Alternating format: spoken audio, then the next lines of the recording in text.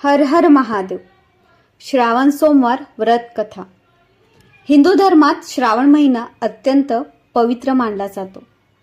याला धर्मकर्माचा महिना देखील म्हटलं जातं. श्रावण महिन्याला विशेष धार्मिक महत्त्व आहे. 12 महिन्यांमध्ये श्रावण महिना विशेष ओळख राखतो. या काळात व्रत, दान, पूजापाठ करणे अत्यंत उत्तम मानले जाते आणि यामुळे अनेक पटीने फळ देखील मिळते. या वर्षीचा श्रावण स्वतःमध्ये अनोखा असेल. आपले पुराण आणि धर्मग्रंथ बघितले तर कळते की भोले बाबांच्या पूजेसाठी श्रावण महिन्याची महिमा अत्यंतिक आहे. या महिन्यात पार्वतीने शिवाची कठोर तपस्या केली होती आणि शिवाने तिला दर्शन देखील याच महिन्यात दिले होते. तेव्हापासून भक्तांचे विश्वास आहे की या महिन्यात शिवाची तपस्या आणि पूजापाठ केल्याने शिवजी लवकर प्रसन्न होतात आणि जीवन सफल होतो. आता श्रावण महिन्याची कथा ऐकूया. अमरपूर नगरात एक श्रीमंत व्यापारी राहत होता. दूरदूरपर्यंत त्याचा व्यापार पसरलेला होता. नगरात त्या व्यापाराचा सर्व लोक मान सन्मान करत होते. इतकं सगळं असूनही तो व्यापारी आतून खूप दुःखी होता, कारण त्याला मुलगा नव्हता. दिवस रात्र त्याला एकच चिंता सतावत होती की त्याच्या मृत्यूनंतर त्याच्या मोठ्या व्यापार आणि संपत्तीला कोण सांभाळेल. पुत्रप्राप्तीची इच्छा असल्यामुळे तो व्यापारी प्रत्येक सोमवारी भगवान शिवांची पूजा व्रत करत असे. संध्याकाळी व्यापारी शिव मंदिरात जाऊन भगवान शिवसमोर तुपाचा दिवा लावायचा. त्या व्यापारीची भक्ती बघून एके दिवशी देवी पार्वतीने भगवान शिवजींना विचारले, हे प्राणनाथ, हा व्यापारी तुमचा खरा भक्त आहे. कित्येक दिवसांपासून तो सोमवारचं व्रत आणि पूजा नियमित करत आहे. भगवान, तुम्ही त्या व्यापाऱ्याची मनोकामना अवश्य पूर्ण करा. भगवान शिव हसत म्हणाले, देवी पार्वती, या जगात प्रत्येकाला त्याच्या कर्मानुसार फळ मिळतं. प्राणी जसे कर्म करतात त्यांना तसंच फळ मिळतं. यानंतरही पार्वतीजी मान्य नाही. त्यांनी आग्रह करत म्हणाले, नाही प्राणनाथ, तुम्हाला या व्यापाऱ्याची इच्छा पूर्ण करावी लागेल. हा तुमचा अनन्य भक्त आहे. प्रत्येक सोमवारी विधीपूर्वक व्रत ठेवतो आणि पूजा अर्चना केल्यानंतर तुम्हाला भोग लावून एकच वेळा भोजन करतो. तुम्हाला याला पुत्रप्राप्तीचं वरदान द्यायलाच पाहिजे. पार्वतीचा इतका आग्रह पाहून भगवान शिव म्हणाले, तुझ्या आग्रहावरून मी या व्यापाराला पुत्रप्राप्तीचं वरदान देतो, पण त्याचा पुत्र 16 वर्षापैकी जास्त जिवंत राहणार नाही. त्याच रात्री भगवान शिवाने स्वप्नात त्या व्यापाराला दर्शन देऊन त्याला पुत्रप्राप्तीचं वरदान दिलं व भगवानाने व्यापाराला त्यांच्या मुलाचा 16 वर्षाच्या अल्पायुष्याबद्दल माहिती सांगितली. भगवानाच्या वरदानामुळे व्यापारी खुश झाला, परंतु मुलाच्या अल्पायुष्यपणाचा चिंतेने त्याची खुशाली नष्ट केली. व्यापारी पूर्वीप्रमाणे सोमवारचे विधीपूर्वक व्रत करत राहिला. काही महिन्यानंतर त्याच्या घरी अतिशय सुंदर मुलाचा जन्म झाला. मुलाच्या जन्मामुळे व्यापाराचा घरात आनंद भरला. मुलाच्या जन्माचे समारंभ जोरात साजरे केले गेले. व्यापाराला मुलाच्या जन्माची खूप आनंद नव्हती, कारण त्याला मुलाचं अल्पायुष्य रहस्य माहीत होते. हे रहस्य घरातील कोणालाही माहिती नव्हते. विद्वान ब्राह्मणांनी त्या मुलाचे नाव अमर ठेवले. अमर 12 वर्षाचा झाल्यावर त्याला शिक्षणासाठी वाराणसीला पाठवण्याचा निर्णय झाला. व्यापाराने अमरला मामाला दीपचंदला बोलावले आणि सांगितले की अमरला शिक्षणासाठी वाराणसी सोडून या. अमर आपल्या मामासोबत शिक्षणासाठी निघाला. वाटेत जिथे कुठे अमर आणि दीपचंद रात्र विश्रामासाठी थांबले, तिथे ते यज्ञ करत आणि ब्राह्मणांना भोजन करीत. दीर्घ प्रवासानंतर अमर आणि दीपचंद एका नगरात पोहोचले. त्या नगरातल्या राजाच्या कन्येचा विवाहाचा आनंदात संपूर्ण नगर सजवले गेले होते. ठरलेल्या वेळात बाराती आली, परंतु वराच्या पित्याला त्याच्या मुलाच्या एका डोळ्यातील कानेपणामुळे खूप चिंता होती. त्याला भीती वाटत होती की राजाला हे कळल्यावर तो विवाह करण्यास नकार देईल आणि यामुळे त्यांची बदनामी होईल. वराच्या पित्याने अमरला पाहिले आणि त्याच्या मनात एक विचार आला. त्याने विचार केला की या मुलाला नवरदेव बनवून राजकन्येशी लग्न करून विवाहानंतर याला धन देऊन विदा करू आणि राजकन्येला आपल्या नगरात नेऊ. वराच्या पित्याने या संदर्भात अमर आणि दीपचंद यांच्याशी बोलणी केली. दीपचंदने धन मिळाल्यामुळे वराच्या पित्याची बोलणी स्वीकारली. अमरला नवरदेवाचे वस्त्र घालून राजकन्या चंद्रकाशी लग्न लावले. राजाने खूप धन देऊन राजकन्येला विदा केले. अमर परत जात असताना तो सत्य लपवू शकला नाही आणि त्याने राजकन्याच्या ओढणीवर लिहिले, राजकन्या चंद्रिका, तुझं लग्न तर माझ्याशीच झालं होतं. मी वाराणसीला शिक्षण घेण्यासाठी चाललो आहे. आता तुला ज्याच्या बायकोसारखे राहावे लागेल तो तर एक डोळ्यातून काना आहे. राजकन्येने ओढणीवर लिहिलेले वाचल्यावर तिने कान्या मुलासोबत जाण्यास नकार दिला. राजाने सर्व गोष्टी जाणून राजकन्येला महालात ठेवले. अमर आपल्या मामा दीपचंदसोबत वाराणसीला पोहोचला आणि गुरुकुळात शिक्षण घेण्यास सुरुवात केली. अमर 16 वर्षाचा झाल्यावर त्याने एक यज्ञ केला. यज्ञाच्या समाप्तीनंतर ब्राह्मणांना भोजन दिले आणि भरपूर अन्न व वस्त्रदान केले. रात्री अमर आपल्या शयनकक्षात झोपला. शिवाच्या वरदानानुसार झोपेत असतानाच अमरचे प्राण गेले. सूर्योदयावर मामा अमरला मृत पाहून रडू लागला. आजूबाजूचे लोक सुद्धा एकत्रित होऊन दुःख व्यक्त करू लागले. मामाचा रडण्याचा आवाज समीप जाताना भगवान शिव आणि पार्वतीनेही ऐकले. पार्वती म्हणाल्या, प्राणनाथ, मला याचे रडणे सहन होत नाही. आपण या व्यक्तीच्या दुःखाचे निवारण केले पाहिजे. भगवान शिव पार्वतीसोबत अदृश्य रूपाने अमरकडे गेले. पार्वती म्हणाल्या, हे तर त्या व्यापाराचा मुलगा आहे. मी याला 16 वर्षाचा आयुष्याचं वरदान दिला होता. याचे आयुष्य संपलं आहे. पार्वतीने पुन्हा भगवान शिवाला विनंती केली, हे प्राणनाथ, आपण या मुलाला जिवंत केले पाहिजे. नाहीतर याच्या आई वडिलांनी मुलाच्या मृत्यूमुळे रडून रडून आपल्या प्राणाचा त्याग करेल. याचे वडील आपले परमभक्त आहेत. वर्षानुवर्ष सोमवारचे व्रत करत आणि तुम्हाला भोग लावत आहे. पार्वतीच्या आग्रहावर भगवान शिवांनी त्या मुलाला जिवंत होण्याचा वरदान दिला आणि काही क्षणात तो उठून बसला. शिक्षण पूर्ण झाल्यावर अमर आपल्या मामासोबत आपल्या नगराच्या दिशेने निघाला. दोघे चालत चालत त्या नगरात पोहोचले जिथे अमरचं लग्न झालं होते. त्या नगरात अमरने यज्ञाचे आयोजन केले. त्या मार्गाने जाताना नगराच्या राजाने यज्ञ पाहिला. राजाने अमरला ताबडतोब ओळखले. यज्ञ समाप्त झाल्यावर राजा अमर आणि त्याच्या मामाला महालात नेले आणि काही दिवस त्यांना महालात ठेवून खूप सारे धन आणि वस्त्र देऊन राजकन्येसोबत त्यांना विदा केले. वाटेत सुरक्षा म्हणून राजाने खूप सारे सैनिकही सोबत पाठवले. दीपचंद नगरात पोहोचताच एक दूत पाठवून आपल्या आगमनाची माहिती कळवली. आपल्या मुलाचे जिवंत परम येण्याचे वृत्त समजल्यावर व्यापारी खूप आनंदित झाला. व्यापारीने आपल्या पत्नीला सोबत घेऊन स्वतःला एक खोलीत बंद केले होते. उपाशी प्याशी राहून व्यापारी आणि त्याची पत्नी आपल्या मुलाची वाट पाहत होते. त्यांनी प्रतिज्ञा केली होती की जर त्यांना आपल्या मुलाच्या मृत्यूची बातमी समजली तर ते दोघेही आपले प्राण त्यागतील. व्यापारी आपल्या पत्नी आणि मित्रासह नगराच्या द्वारावर पोहोचला. आपल्या मुलांच्या विवाहाचे वृत्त समजून पुत्रवधू राजकुमारी चंद्रिकाला पाहून त्यांच्या आनंदाला सीमा राहिले नाही. त्याच रात्री भगवान शिवांनी व्यापाराच्या स्वप्नात येऊन सांगितले, हे श्रेष्ठी, मी तुझ्या सोमवारचे व्रत करण्यामुळे आणि व्रत कथा ऐकण्यामुळे प्रसन्न होऊन तुझ्या मुलाला दीर्घायुष्य प्रदान केले आहे. व्यापारी खूप आनंदित झाला. सोमवारचे व्रत करण्यामुळे व्यापाराच्या घरात आनंद परतला. शास्त्रामध्ये लिहिले आहे की जे स्त्री पुरुष सोमवारचे विधिवत व्रत करतात आणि व्रत कथा ऐकतात त्यांच्या सर्व इच्छा पूर्ण होतात. शिवलिंगावर जल चढवल्याने कोणते फल प्राप्त होते हे आज आपण श्रवण करणार आहोत. दुःख दरिद्र नाश करणाऱ्या भोलेनाथांच्या पौराणिक कथांचे हे श्रवण आहे. ही कथा शिवपुराणात वर्णित आहे. शिवपुराणात सांगितले आहे की जोही भक्त ही कथा शांत मनाने भक्तिभावाने ऐकतो त्याच्या जन्मोजन्मीचे दुःख दारिद्र्य समाप्त होते. दरिद्री धनवान होतात, रोगी रोगमुक्त होतात, भाग्याचे द्वार उघडते. शिवलिंगावर जल चढवण्याने कोणते फल प्राप्त होते हे जाणून घेण्यासाठी चला शिकूया शिवजी आणि माता पार्वतीची कल्याणकारी कथा. जर तुम्ही कथा संपूर्ण शेवटपर्यंत ऐकली तर नक्कीच तुम्हाला तुमच्या समस्याचे निराकरण मिळेल. भगवान प्रती श्रद्धा आणि भक्ती 100 पट वाढेल. त्यामुळे कथा मनापासून ऐका. कथा पूर्ण केल्याने ऐकल्याने लाभ मिळतो आणि अर्धवट ऐकल्याने भगवानाचा अपमान होतो. शिवपुराणानुसार एका गावात एक गरीब ब्राह्मण आपल्या पत्नी आणि मुलासह राहत होता. त्याच्या मुलाचे नाव सोमदत्त होते.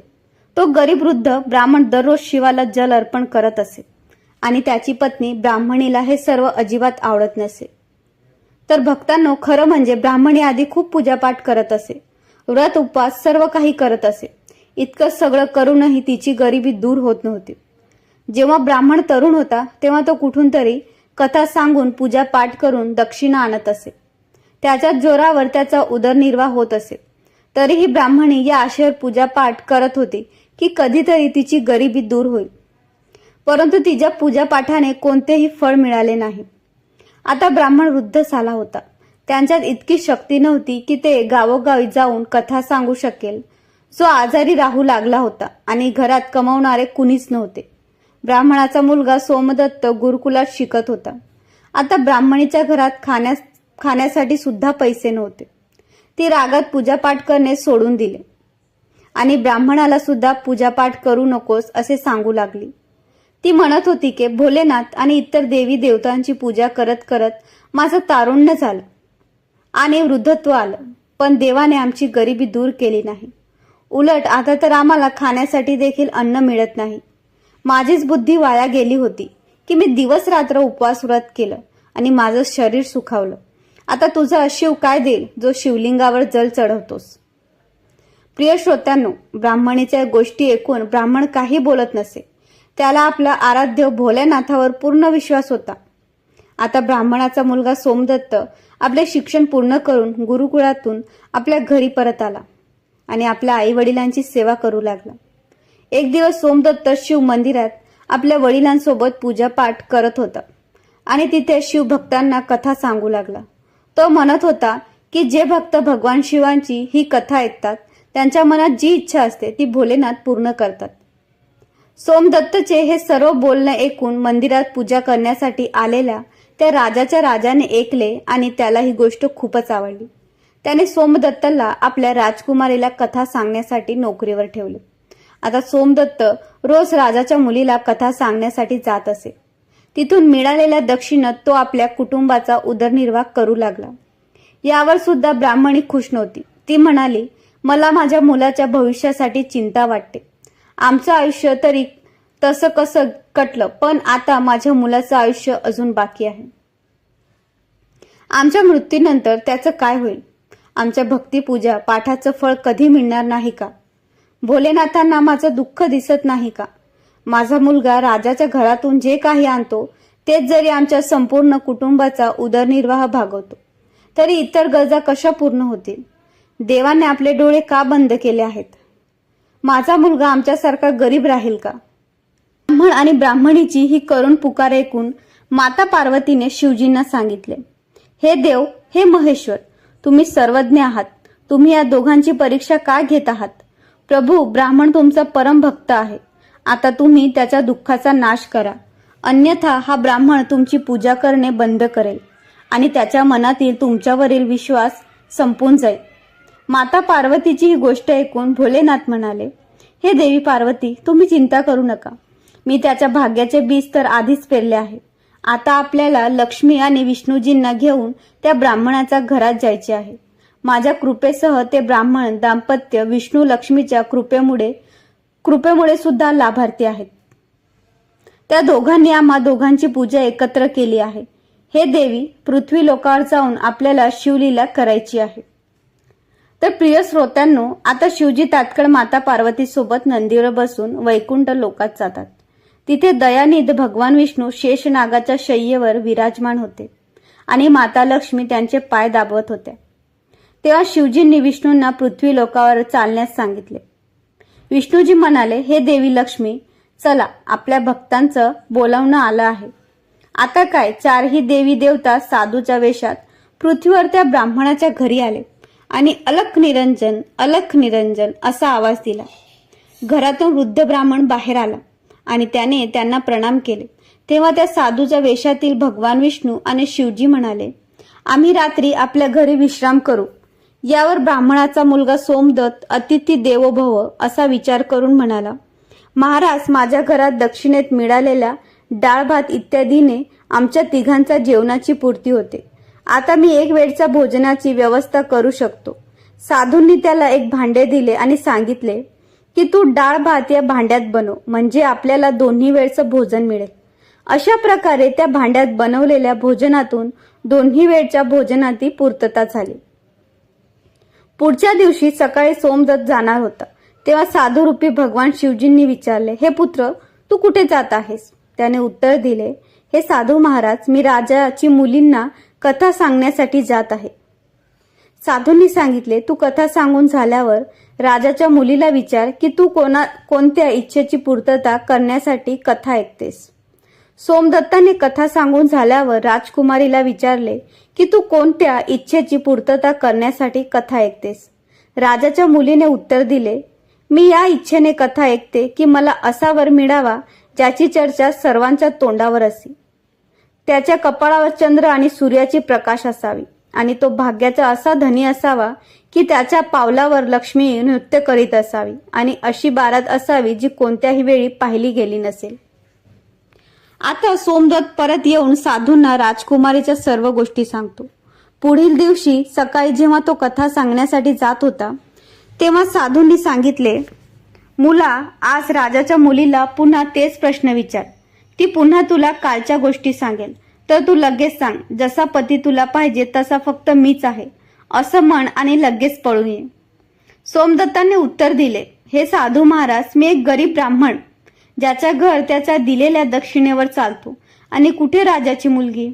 राजा मला आणि माझ्या कुटुंबाला मृत्यूदंड देईल आणि आम्हाला मारून टाकेल. मी असं करणार नाही. साधूंनी सांगितले, ठीक आहे, आम्ही तुला आणि तुझ्या कुटुंबाला श्राप देऊन भस्म करतो. सोमदत्त आधीच त्याच्या चमत्काराने घाबरलेला होता. त्याने विचार केला की राजा तर नंतर मृत्यूदंड देईल, पण हे साधू आता श्राप देऊन भस्म करतील. म्हणून त्याने साधूंना आश्वासन दिले आणि कथा सांगण्यासाठी निघाला. कथा सांगून झाल्यावर सोमदत्त म्हणाला, हे राजकुमारी, काल तुम्ही जे सांगितले होते त्यानुसार जसा वर तुम्हाला हवा आहे तसा फक्त मीच आहे असं म्हणताच तो तिथून पळून आला. राजाच्या मुलीला अचानक धक्का बसला. तिने दासीमार्फत आपल्या पित्याला बोलावून सर्व काही सांगितले. राजाने तिला आश्वासन दिले की त्या उदंड ब्राह्मणाला त्याची शिक्षा मिळेल. राजाने ताबडतोब आपल्या मंत्र्याशी विचारविनिमय केला. एका ज्येष्ठ मंत्र्याने सांगितले, महाराज, त्याने फाशी देण्यायोग्य अपराध केला आहे, परंतु तो एक ब्राह्मण आहे. त्याला फाशी देण्याने ब्राह्मण हत्या होईल. असे काहीतरी केले पाहिजे की त्याला शिक्षा होईल आणि ब्राह्मण हत्येचा पापही लागणार नाही. विचार केल्यानंतर ठरवले की लग्नाचं निमंत्रण पत्र काही अटीसह पाठवलं जावं. राजाने शर्तासह निमंत्रण पत्र लिहून आपल्या नोकराचा हातून सोमदत्तच्या वडिलांकडे पाठवलं. दुसऱ्या बाजूला सोमदत्त घरी आला. साधूंना सांगितलं की तुमच्या सांगितल्याप्रमाणे बोलल्यावर राजकन्या खूप क्रोधित झाली आणि आता लवकरच फाशीची बातमी येणार आहे. काही वेळानंतर सेवक आमंत्रण पत्र घेऊन तिथे पोहोचले. साधूंनी सेवकाला सन्मानाने बसवून सोमदत्तला पत्र वाचून दाखवायला सांगितले. पत्र अशा प्रकारे होते, हे ब्राह्मणपुत्र, आम्हाला तुझ्या लग्नाचा प्रस्ताव मंजूर आहे, परंतु आमच्याकडून काही अटी आहेत. या सर्व अटी पूर्ण केल्यावर आम्ही आमची कन्या तुझ्याशी विवाहास देऊ. अटी पूर्ण न झाल्यास तुम्हाला कुटुंबासह फाशी दिली जाईल. अटी अशा होत्या. पहिली अट, बारातील आलेल्या सर्व व्यक्तींना राहण्यासाठी केलेली सर्व व्यवस्था बारात घर आणि तंबू यांनी भरलेली असावी. कोणताही तंबू रिकामा राहू नये. दुसरी अट, बारातातील आदरातिथ्य करणाऱ्या सर्व पदार्थांचा वापर होणे आवश्यक आहे. काही शिल्लक राहता कामा नये. तिसरी अट, अशी अद्वितीय बारात असावी की ज्यांची प्रशंसा प्रत्येकाच्या तोंडावर असावी. बारात आल्यावर जर कोणतीही अट अपूर्ण राहिली तर बारातील आलेल्या सर्व व्यक्तींना फाशी दिली जाईल. पत्र वाचून सोमदत्त भयाने कापायला लागला. साधूंनी त्याला धीर देत सांगितले की तू घाबरू नकोस.